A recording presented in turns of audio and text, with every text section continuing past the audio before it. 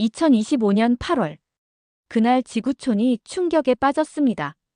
워싱턴이 관세와 달러를 무기로 삼아 전 세계를 향해 경제 핵폭탄을 투하한 날이었죠. 70년간 이어진 세계 질서가 한순간에 산산조각 났어요. 모든 전문가들이 단언했습니다. 한 나라가 첫 번째 재물이 될 거라고요. 그런데 그 나라는 무릎 꿇지 않았습니다. 아예 전쟁터를 갈아엎어버렸어요. 그들이 꺼내든 무기는 돈으로 사올 수도, 군대로 빼앗을 수도 없는 것이었습니다. 미국이 쌓아올린 패권의 성벽이 무너지기 시작했어요. 그리고 새로운 제국이 그 자리에 서기 시작했죠. 바로 대한민국이었습니다. 저는 그 역사적 순간의 증인이었어요. 유럽연합 집행위원회 경제국장 에밀리아 로젠탈입니다. 제가 몸소 체험한 그 전율과 경악의 현장을 지금 시작하겠습니다. 저는 에밀리아 로젠탈입니다. 유럽연합 집행위원회 경제국장을 맡고 있죠. 하이델베르크 대학에서 법학 박사를 받고 국제무역분쟁 전문검사로 일하다가 이 자리까지 오게 되었어요. 2025년 8월, 그날을 저는 평생 잊을 수 없습니다. 새벽 6시, 워싱턴에서 날아온 긴급 전문이 제 책상을 덮었죠. 트럼프 시대부터 시작되어 바이든 정부에서도 지속된 보호무역주의가 마침내 극단으로 치달았다는 내용이었습니다. 미국이 전 세계 모든 동맹국에 대규모 관세 부과를 선포한 거였어요. 자유무역협정도 기존 약속도 모두 무시한 채 말이죠. 처음엔 설마 했어요. 하지만 곧이어 쏟아지는 각국 정부의 성명서를 보며 심각성을 깨달았죠. 독일 자동차 기업들의 주가가 30%씩 폭락하기 시작했습니다. 프랑스 럭셔리 브랜드들도 마찬가지였어요.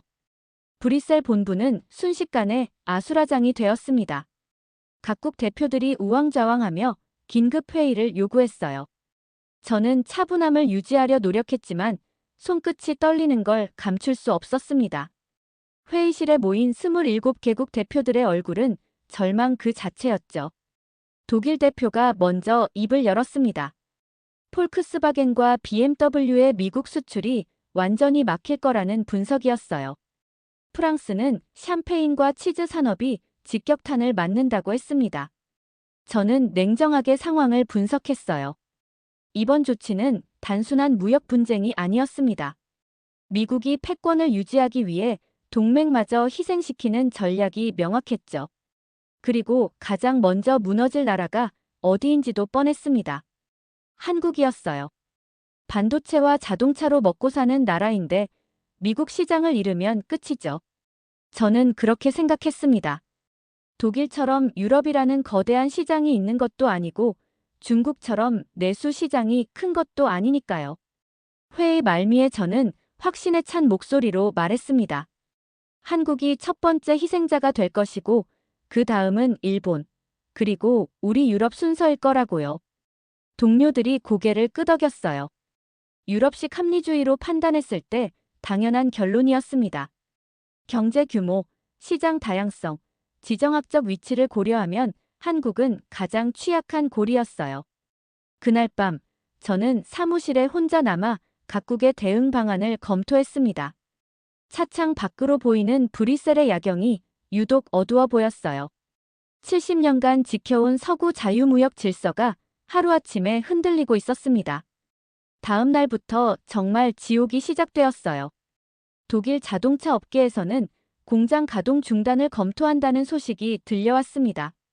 프랑스 제약회사들도 미국 시장 의존도가 높아 비상이었죠. 그때 워싱턴에서 미국 통상대표부 고위 간부 마이클 톰슨이 브뤼셀을 방문했어요. 각국 대표들과의 브리핑 자리에서 그의 논리는 명확했습니다. 미국이 더 이상 일방적인 손해를 감수할 수 없다는 거였어요. 중국과의 경쟁에서 이기기 위해서는 동맹국들도 공정한 부담을 져야 한다고 했습니다. 그리고 한국 같은 나라들이 미국 시장에만 의존하는 구조를 바꿔야 한다고 덧붙였죠. 저는 마이클의 말에 일부 동의했어요. 미국의 관점에서 보면 타당한 논리였으니까요. 하지만 방식이 너무 일방적이었습니다. 마이클은 자신만만하게 말했어요. 한국은 이미 끝났다고요. 삼성과 LG의 주가가 매일 떨어지고 있고 현대차는 미국 공장 철수까지 검토 중이라고 했습니다. 3개월 안에 한국 정부가 백기를 들 거라는 게 워싱턴의 분석이라고 덧붙였어요. 저는 마이클의 분석에 고개를 끄덕였습니다. 미국식 힘의 논리로 보면 맞는 말이었으니까요. 하지만 뭔가 석연치 않은 기분이 들었어요. 한국이 너무 조용했거든요. 보통 이런 상황이면 정부에서 성명서라도 내고 언론에서 난리가 나야 정상인데 한국은 정말 조용했습니다. 마치 태풍의 눈 속에 있는 것처럼요. 마이클은 제 의구심을 눈치챘는지 웃으며 말했어요. 한국은 미국에 절대적으로 의존하는 구조라서 저항할 수도 없다고요. 북한 위협 때문에 안보도 미국에 의존하고 경제도 마찬가지라고 했습니다. 이것이 전형적인 미국식 세계관이었어요. 힘의 균형과 의존 관계로 모든 걸 설명하는 방식이죠. 저는 그의 말에 상당 부분 동의했습니다. 하지만 가슴 한편으론 불안감이 스멀스멀 올라왔어요. 정말 한국이 그렇게 쉽게 무너질까요? 제가 뭔가 놓치고 있는 건 아닐까요? 브뤼셀로 돌아오는 길에 저는 한국 관련 자료를 다시 검토했습니다. 반도체 점유율, 조선업 현황, 자동차 수출 통계들. 모든 지표가 마이클의 분석을 뒷받침하고 있었어요. 하지만 이상하게 한국의 침묵이 계속 신경 쓰였습니다. 유럽식 합리주의로 분석해도 미국식 힘의 논리로 봐도 한국은 굴복해야 마땅했는데요. 그런데 왜 이렇게 조용한 걸까요? 일주일이 지나도 한국은 여전히 조용했습니다. 서울에서 날아오는 외신 보도들을 보면 더욱 이상했어요. 정부 관계자들은 담담했고 시장도 예상보다 안정적이었죠. CNN이나 BBC에서는 한국의 침묵을 두고 연일 분석 기사를 쏟아냈어요. 어떤 기사는 한국이 충격에 빠져 아무것도 못하고 있다고 했고 다른 기사는 뭔가 숨겨진 전략이 있을 거라고 추측했습니다. 저는 후자 쪽으로 기울고 있었어요. 유럽식 사고로는 이해할 수 없는 패턴이었거든요. 더 놀라운 건 유럽 기업들의 움직임이었습니다. 독일의 지멘스와 SAP, 프랑스의 토탈에너지스, 네덜란드의 ASML까지 하나둘씩 한국과의 접촉을 시도하기 시작했어요. 처음엔 이해할 수 없었습니다. 곧 무너질 나라와 무슨 거래를 하겠다는 걸까요? 하지만 이들 기업의 CEO들은 모두 뛰어난 사업가들이에요. 감정이 아닌 냉철한 계산으로 움직이는 사람들이죠. 독일 프랑크푸르트에서 열린 비공개 회의에 참석했을 때 더욱 충격적인 얘기를 들었어요. 독일 최대 은행인 도이치뱅크가 한국은행과의 통화 스와프 확대를 검토하고 있다는 거였습니다. 저는 도이치뱅크 부행장에게 직접 물어봤어요. 왜 지금 한국과 거래를 늘리려고 하는지요? 그는 잠시 망설이더니 조심스럽게 말했습니다. 한국이 생각보다 훨씬 탄탄한 구조를 가지고 있다는 내부 분석이 나왔다고요. 다른 지역으로의 수출 다변화 능력도 상당하다는 거였어요. 특히 반도체 분야에서는 미국이 오히려 한국에 더 의존하고 있을 가능성이 높다고 했습니다. 최첨단 메모리 반도체는 삼성과 SK 하이닉스가 세계 시장의 70%를 장악하고 있으니까요. 저는 그 말을 듣고 머리가 복잡해졌어요. 제가 알고 있던 한국과는 다른 모습이었거든요. 미국식 관점에서는 약소국이지만 유럽식 경제 분석으로는 핵심 파트너였던 거예요. 그날 밤 브뤼셀 사무실로 돌아와서 한국 관련 자료를 다시 검토했습니다. 이번엔 더 깊이 파고들었어요. 무역 구조, 기술력 현황, 글로벌 공급망에서의 위치까지. 새벽 3시가 되어서야 깨달았습니다. 저는 한국을 너무 단순하게 봤던 거예요. 미국의 속국 정도로만 생각했던 거죠. 하지만 실제로는 독립적인 경제 생태계를 구축한 나라였을지도 모릅니다. 유럽의 관점에서 다시 보니 한국은 완전히 다른 나라였어요. 기술 혁신력, 제조업 경쟁력, 문화 소프트 파워까지. 이 모든 게 유럽이 추구하는 가치와 맞아떨어지고 있었습니다. 더 이상 추측만 할 수는 없었어요. 저는 직접 서울로 가기로 결정했습니다. EU집행위원회 차원에서 한국 정부와 긴급 협의를 갖겠다고 공식 요청했죠. 놀랍게도 한국 정부는 즉시 응답했습니다. 국가안보실 한지원 실장이 직접 면담하겠다고 했어요. 한지원이라는 이름은 들어본 적이 있었습니다. 옥스퍼드 출신의 국제통상 전문가로 유명한 인물이죠. 8월 말 인천공항에 도착했을 때의 기억이 생생해요. 서울은 예상과 달리 활기가 넘쳤습니다. 사람들 표정도 절망적이지 않았어요. 오히려 어딘지 모르게 자신감이 느껴졌죠. 청와대 국가안보실에서 한지원 실장을 만났습니다. 40대 중반의 차분한 인상의 여성이었어요. 완벽한 독일어로 인사를 건네는 모습에 첫인상부터 강렬했죠. 저는 단도직입적으로 물었습니다. 미국의 관세 공세 앞에서 한국이 어떻게 버틸 수 있다고 생각하는지요. 한지원 실장의 대답은 예상을 뛰어넘었어요. 그는 차분한 목소리로 말했습니다.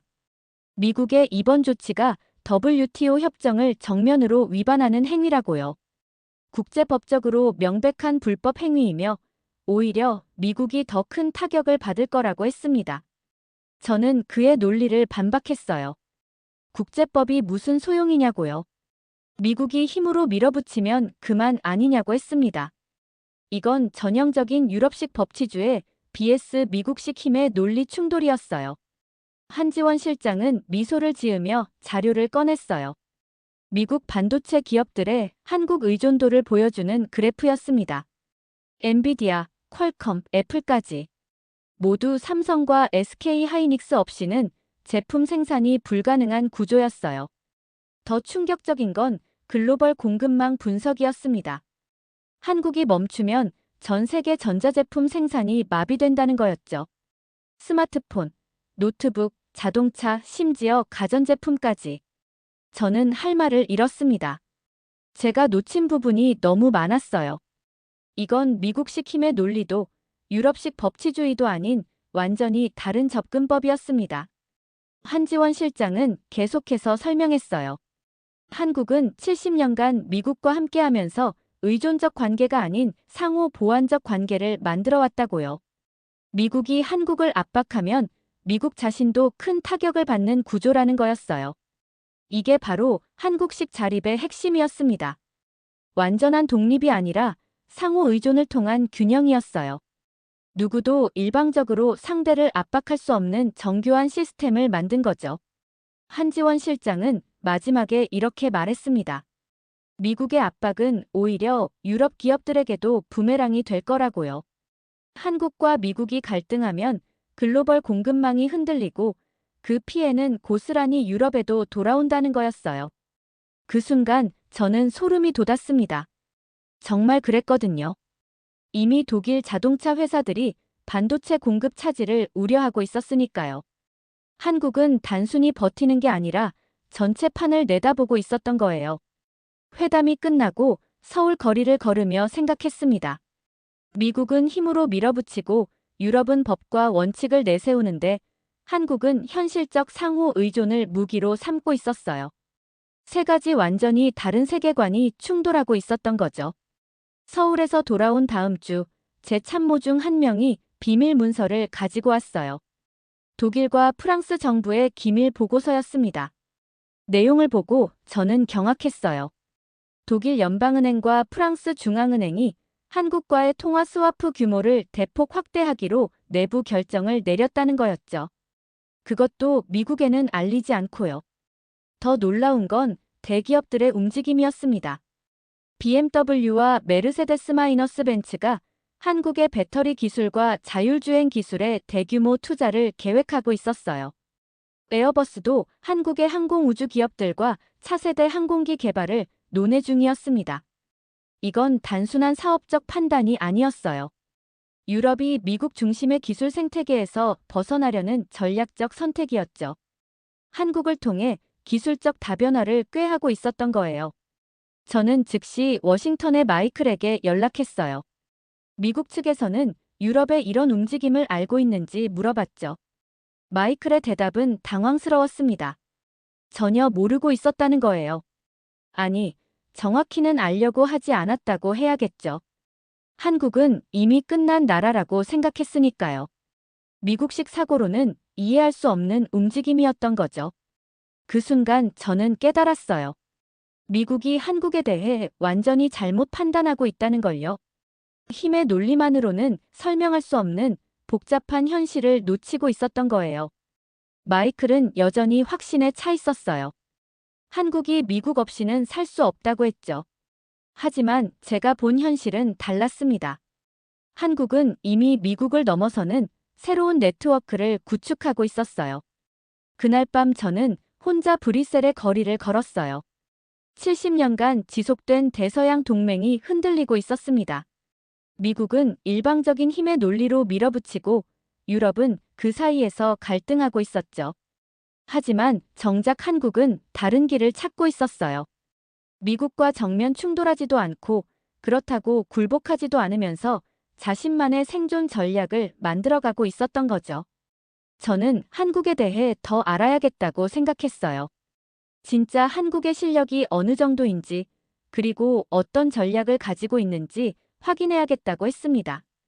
다음 날 저는 한지원 실장에게 다시 연락했어요. 이번엔 한국의 실제 역량을 직접 보고 싶다고 요청했습니다. 미국식도 유럽식도 아닌 한국식 해답이 무엇인지 알고 싶었어요. 일주일 후 다시 서울에 도착했어요. 이번엔 한지원 실장이 특별한 일정을 준비해뒀다고 했습니다. 한국의 진짜 모습을 보여주겠다는 거였죠. 첫 번째로 간 곳은 계룡대였습니다. 한국군의 합동참모본부가 있는 곳이에요. 거기서 충격적인 장면을 목격했어요. 한국군이 미군과의 모의 훈련에서 완전히 다른 전술을 구사하고 있었던 거예요. 미군 교범에 나와 있는 전술을 무력화시키는 새로운 방식이었습니다. 합참의 한 장성이 설명해줬어요. 한국은 70년간 미군과 함께 훈련하면서 미군의 모든 전술을 다 알게 됐다고요. 그래서 반대로 미군의 약점도 정확히 파악하고 있다는 거였죠. 이게 바로 한국식 자립의 핵심이었어요. 의존하면서도 독립성을 유지하는 전략이었죠. 미국과 함께하면서도 미국을 뛰어넘을 준비를 하고 있었던 거예요. 더 놀라운 건 한국이 독자적인 무기 체계를 개발하고 있다는 사실이었어요. K 전차, KF-21 전투기, 천국 미사일까지 모두 미국 무기에 의존하지 않는 독립적인 시스템이었습니다.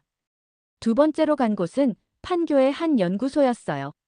거기서 본 건 정말 미래였습니다. 인공지능이 군사 지휘를 담당하고 양자 암호 통신으로 보안을 유지하고 있었어요. 연구소장이 자랑스럽게 보여준 건 차세대 반도체였습니다. 기존 실리콘 반도체보다 10배 빠르고 전력 소모는 절반인 혁신적인 기술이었어요. 삼성과 SK 하이닉스가 이미 양산 준비를 마쳤다고 했습니다. 배터리 기술도 놀라웠어요. 현재 리튬이온 배터리보다 용량은 3배 크고 충전 속도는 10배 빠른 차세대 배터리를 개발했다고 했습니다.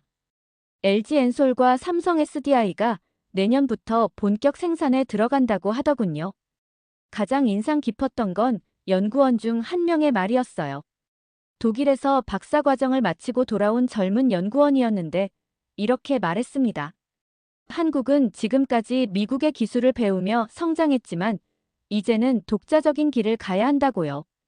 그리고 유럽을 존중하며 함께 발전하고 싶다고 했어요. 그 말을 듣는 순간 가슴이 뭉클해졌어요. 한국이 유럽을 적이 아닌 진정한 파트너로 보고 있다는 걸 느꼈거든요. 미국식 힘의 논리도 유럽식 원칙론도 아닌 상호 존중의 새로운 모델을 제시하고 있었어요. 세 번째로 간 곳은 부산의 조선소였습니다. 현대중공업과 삼성중공업에서 건조 중인 선박들을 보며 또 한 번 놀랐어요.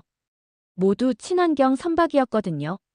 수소 연료전지로 움직이고 탄소 배출은 거의 제로인 혁신적인 기술이었습니다. 조선소 관계자가 말하길 유럽의 환경 규제를 미리 대비해서 개발한 기술이라고 했어요. 한국이 유럽 시장을 얼마나 중요하게 생각하는지 알 수 있었죠. 하루 종일 한국을 둘러보고 나서 깨달았어요. 한국은 단순한 생존자가 아니었습니다. 미국식도 유럽식도 아닌 완전히 새로운 모델을 만들어가는 혁신자였어요. 상호 의존을 통한 자립, 협력을 통한 독립이라는 역설적 전략이었죠. 서울에서 돌아온 저는 완전히 다른 사람이 되어 있었어요. EU 집행위원회 긴급회의에서 한국의 실체를 정확히 보고해야겠다고 다짐했습니다. 회의는 9월 첫째 주에 열렸어요. 27개국 대표와 주요 기업 CEO들이 모두 참석했죠. 분위기는 여전히 암울했어요. 미국과의 갈등이 깊어지고 있었거든요. 저는 발언권을 요청했습니다. 그리고 지난 2주간 한국에서 본 것들을 상세히 설명했어요. 한국의 기술력, 독립적인 방위 산업, 그리고 유럽과의 협력 의지까지. 하지만 반응은 차가웠어요. 독일 대표는 여전히 미국과의 관계가 우선이라고 했고, 프랑스 대표는 한국을 과대평가하는 게 아니냐고 의심했습니다. 전형적인 유럽식 신중함이었죠. 그때 마이클이 워싱턴에서 급히 날아왔어요. 미국 정부의 특사 자격으로 회의에 참석하겠다고 했죠. 미국식 압박이 시작된 거였어요. 마이클은 여전히 자신만만했어요. 한국은 3개월 안에 무너질 거라고 단언했습니다. 그리고 유럽이 한국과 협력하는 건 시간 낭비라고 했어요. 전형적인 미국식 힘의 논리였죠. 저는 더 이상 참을 수 없었습니다. 마이클의 발언을 정면으로 반박했어요. 한국은 무너지지 않을 거라고 단언했습니다. 오히려 새로운 기술 표준을 만들어가는 혁신 국가라고 했어요. 유럽이 미국만 바라보고 있으면 미래를 놓친다고 경고했습니다. 마이클은 당황한 표정이었어요. 유럽이 이렇게 강하게 반발할 거라고는 예상 못했던 거죠. 그는 협박조로 말했어요. 유럽이 미국을 버리고 한국을 선택한다면 그 결과는 유럽이 감당해야 할 거라고요. 저는 차분하게 대답했습니다. 우리는 누구를 버리거나 선택하는 게 아니라고요. 다만 일방적 의존이 아닌 상호 존중에 기반한 새로운 관계를 만들어가는 거라고 했어요. 이게 바로 한국에서 배운 교훈이었어요. 제로섬 게임이 아닌 윈윈 게임의 새로운 모델이었죠. 저는 목소리를 높였습니다. 한국은 우리가 관리해야 할 대상이 아니라고 했어요. 우리가 배워야 할 파트너라고 선언했습니다. 회의실이 조용해졌어요. 모두 저를 바라보고 있었습니다. 70년간 지속된 미국식 세계관에 정면으로 도전하는 발언이었거든요. 그 회의 이후 상황이 급변했어요. EU 내부에서도 찬반이 갈렸지만 결국 한국과의 협력 확대가 결정되었습니다. 독일과 프랑스가 먼저 움직였어요. 반도체와 배터리 기술에서 한국과의 전략적 파트너십을 공식 발표했죠. 네덜란드도 ASML과 삼성의 협력을 확대하기로 했습니다. 가장 큰 변화는 우주 개발 분야였어요. 유럽우주청과 한국항공우주연구원이 공동으로 달 탐사 프로젝트를 추진하기로 한 거예요. 미국의 아르테미스 프로그램과는 별개의 독립적인 프로젝트였습니다. 친환경 에너지 분야에서도 대규모 협력이 시작되었어요. 한국의 수소 기술과 유럽의 해상 풍력 기술을 결합한 차세대 에너지 시스템 개발이 본격화되었습니다. 조선업에서는 더욱 놀라운 일이 벌어졌어요. 한국의 현대중공업과 독일의 지멘스 에너지가 손잡고 부유식 해상 풍력 발전소를 공동 개발하기로 했습니다. 덴마크의 오르스테드도 참여하겠다고 나섰죠. 저는 이 모든 변화의 중심에서 새로운 시대가 열리고 있음을 실감했어요. 기존의 일방적인 동맹이 아닌 상호 존중에 기반한 진정한 파트너십이 만들어지고 있었습니다. 10월 말 다시 서울을 방문했어요. 이번엔 EU-한국 전략적 동반자 협정 체결을 위한 최종 협상차였습니다. 한지원 실장과 마지막 회담을 가졌죠. 한지원 실장은 여전히 차분했지만 어딘지 뿌듯한 표정이었어요. 6개월 전만 해도 한국을 무시하던 세계가 이제는 동등한 파트너로 인정하고 있었으니까요. 협정서에 서명하면서 한지원 실장이 말했습니다. 한국은 처음부터 누구를 적으로 생각한 적이 없다고요. 다만 존중받지 못하는 관계는 지속될 수 없다고 생각했다고 했어요. 그 말이 가슴에 와 닿았어요. 미국식 힘의 논리도 유럽식 원칙론도 아닌 상호 존중의 새로운 모델이 바로 이거였구나 싶었거든요. 협정 체결식이 끝나고 한지원 실장과 악수를 나눴습니다. 그는 미소를 지으며 말했어요. 이제 진정한 동반자가 되었다고요. 저도 진심으로 고개를 끄덕였습니다. 한국의 침묵은 굴복이 아니었어요. 준비된 자신감이었습니다. 그들은 조용히 자신들만의 길을 만들어가고 있었던 거죠. 그날 밤 인천공항에서 브뤼셀로 돌아가는 비행기를 기다리며 창밖을 바라봤어요. 서울의 야경이 유독 밝게 빛나고 있었습니다. 새로운 세계가 시작되고 있었어요. 미국식 힘의 논리만으로는 더 이상 지속될 수 없는 시대가 온 거죠. 상호 존중과 진정한 협력만이 미래를 열어갈 수 있다는 걸 한국이 보여준 겁니다. 6개월 전 저는 한국을 첫 번째 희생자라고 예상했어요. 하지만 실제로는 한국이 새로운 질서의 첫 번째 설계자가 되었습니다. 브뤼셀에 도착해서 사무실에 앉아 이 모든 일들을 정리하며 깨달았어요. 진정한 동맹은 일방적인 의존이 아니라 상호 존중에서 나온다는 걸요. 미국식 세계관도 유럽식 판단도 모두 한계가 있었어요. 하지만 한국식 자립은 달랐습니다. 의존하면서도 독립적이고 협력하면서도 자주적인 새로운 모델이었죠. 낡은 질서는 끝났습니다. 이제 존중과 실력의 시대가 열렸어요.